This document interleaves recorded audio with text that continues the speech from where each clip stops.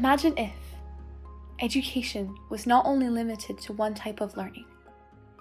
Imagine if neurodiverse students were treated fairly by the school system. My life would completely change. No longer forced to work until my eyes sting, until I hear ringing in my ears, until I can no longer see the people beside me, helping me stand up. My mother by my side at every panic attack. My father expanding my mind in a way that school never does. Not his fault that the dyslexia passed through his genes. Everyone around me making me feel like I have a disease that can be fixed, overcome. Different, not perceived to be good, a brain that thinks in a different way. But this is not bad. It does not make me stupid, even if I have been told that it does. Even if I have been told that I am never going to surpass failure. My newly found strengths, hiding my dyslexia in the dark. But it's still there. I still cry after 2 hours of staring at a math problem that I do not understand. I'm still scared to make mistakes, the red pen of corrections forever trapped in my mind, terrified of failure, overworking so that it never gets close. I am smart and hardworking, incredibly intelligent, but I have dyslexia, something most adults don't understand, something most adults don't care to learn about, continuously teaching but never heard, for I am a child and they are adults. They are right and I am wrong. Imagine if my sisters do not have to go through what I did. Imagine how their lives would change if their teachers believed in them, challenged them in a way that they love. My sister Sarah, a future robotics engineer. Angelina, who has an enormous imagination. Isabel, a wonderful storyteller. But these things are forgotten, hidden by their inability to read like their classmates. But why is intelligence based on how well you can read? Why should students be held back, diminished, because their brains are not ready for a certain subject? The school system, hundreds of years old, made to form factory workers. But we do no longer live in a time of factories. Future jobs have evolved, but the way we learn has stayed the same.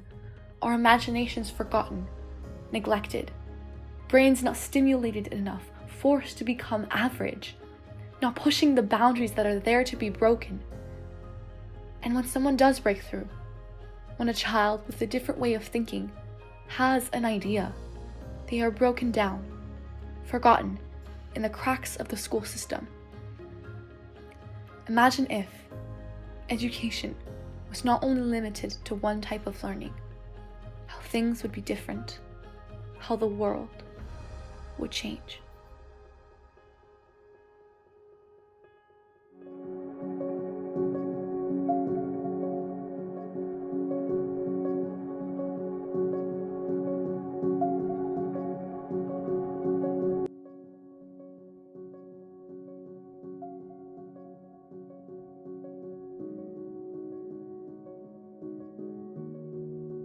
I'm Emily, I have dyslexia and ADHD, and I'm from Massachusetts. If we stand together, the future for everyone is brighter. School will be a place where everyone is celebrated for their own unique learning methods. We won't be labeled as disabled because school will value all strengths equally. We will no longer feel shame for our reading or spelling abilities because we will be categorized for our strengths in big picture thinking and outside the box problem solving.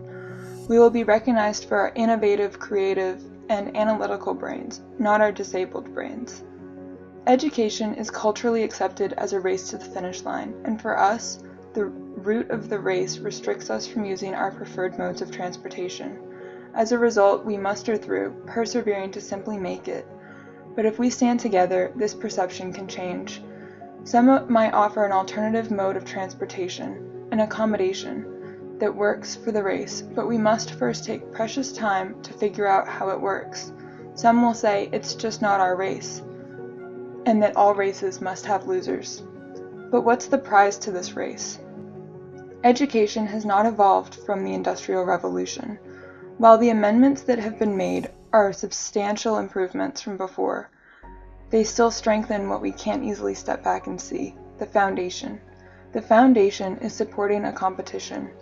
with strict regulations and barriers, so the faster and more efficient individuals can reach the American dream. So again, I ask, what's the prize? More accommodations for this race are not the solution. Our future is an education system that is not a race at all.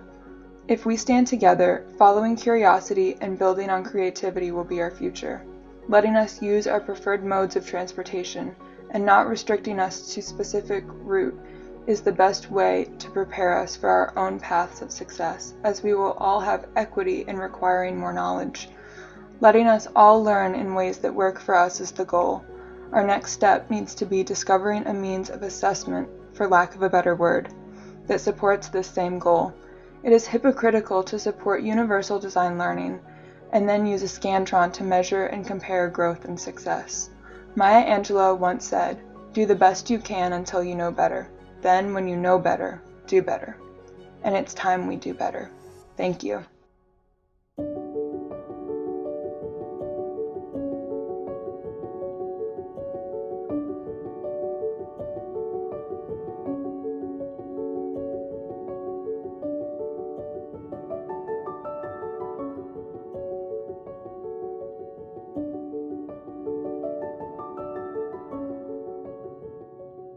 I was 7 years old when I was labeled a lost cause. In early elementary school, I was diagnosed with dyslexia and ADHD.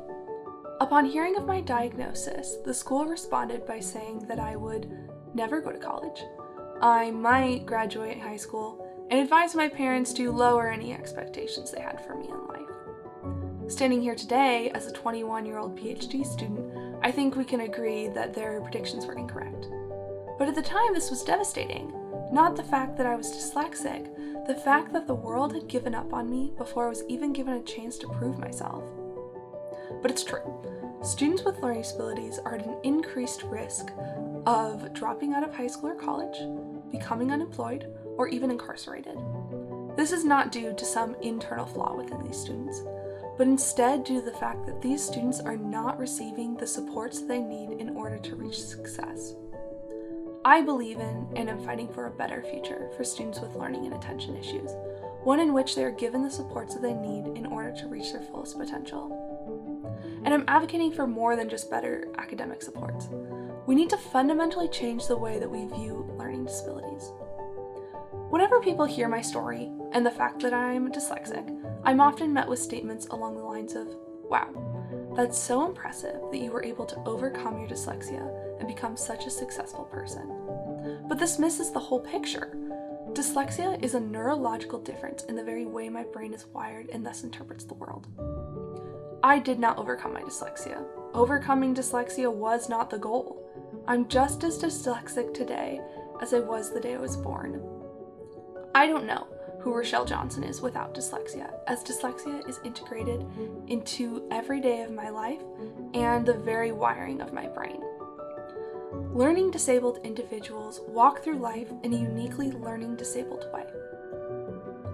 I see a future where a diagnosis of learning disabilities is not met with feelings of pity or loss like mine and so many others were, but instead seen as an opportunity to better understand the learning disabled individual and celebration of neurodiversity.